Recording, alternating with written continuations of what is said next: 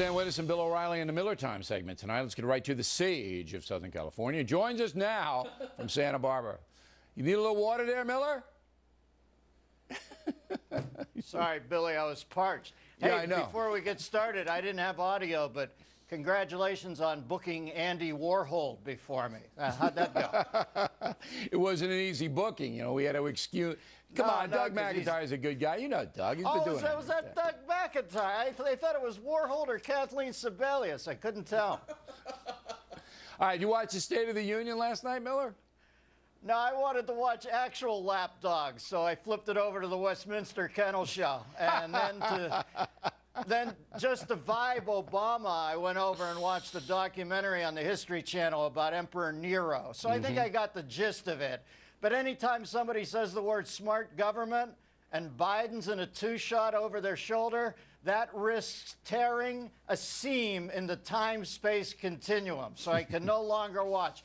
Biden's stare was blanker than the check that Barack Obama is asking the American people for. And then we got Boehner sitting there. Those two, look at them, cosmetologically, they look like they're going to break out into ebony and ivory, for God's sakes. Boehner makes Biden look like a shut-in albino.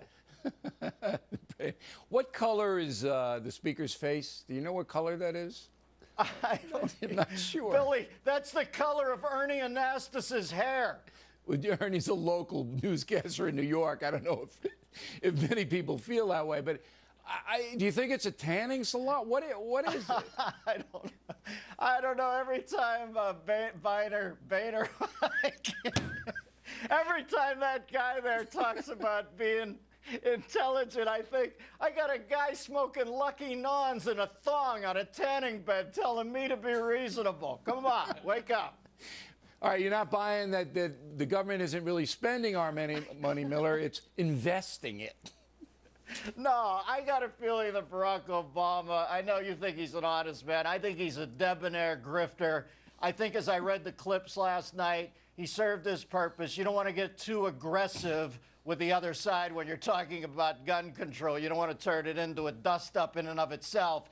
And on immigration, I think he was smart to keep that at arm's length because he knows the long knives are going to be put into Rubio by friendly fire. They're going to go after him on that side of it. So Obama knows what he's doing. I just don't trust a word that he says. All right. Now, the Pope resigning, we learned today that he has a heart condition, and he's 85 years old, and, you know, he pretty much stepping aside so a younger pontiff can come in and take over, and you say?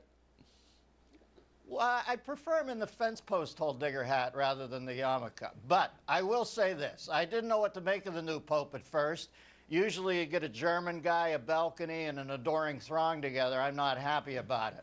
But I think he's done a pretty good job. I think the next Pope is going to be Hillary because, you know, when they announce the new Pope, that wisp of smoke comes out of the Vatican, and who better to blow smoke than one of the Clintons, huh? She's not Catholic, Miller. That doesn't matter, Billy. No. It's a really hip church nowadays. Yeah, it's hip. They want to be inclusive.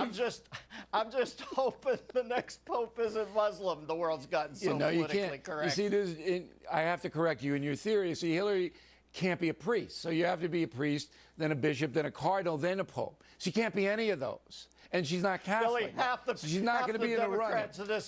Half the Democrats in this country think Hillary is Jesus Christ, all right? So forget the priesthood.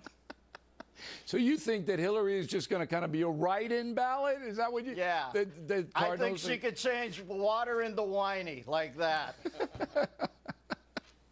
All right. Now you used to be Catholic. You were born Catholic, right? Yeah. And you were baptized Catholic, right? I got a life-saving thing during my baptism, so it was a dual-purpose ceremony. Right. So if you're baptized a Catholic, you're a Catholic. You can't escape.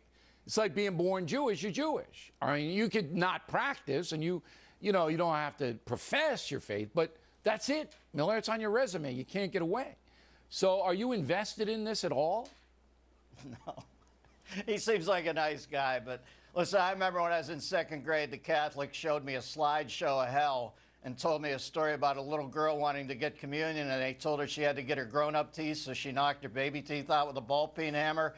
even when I was in second grade, I looked up and said, oh, this has gotten a little crazy here for me.